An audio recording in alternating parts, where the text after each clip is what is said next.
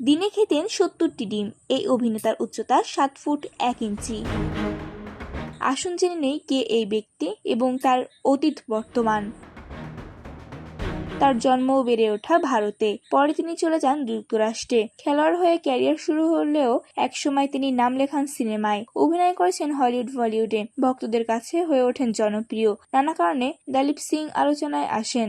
ভক্তদের কাছে তিনি দ্য গ্রেট খালি হিসাবেই পরিচিত।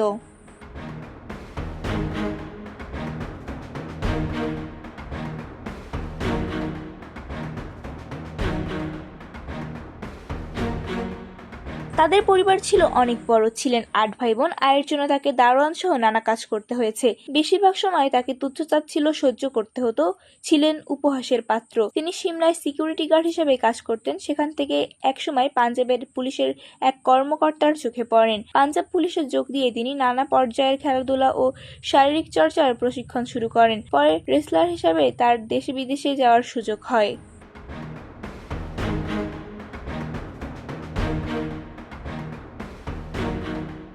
তার উচ্চতা 7 ফুট 1 ইঞ্চি। খাওয়ার জন্য তিনি ছিলেন বিশেষ পরিচিত।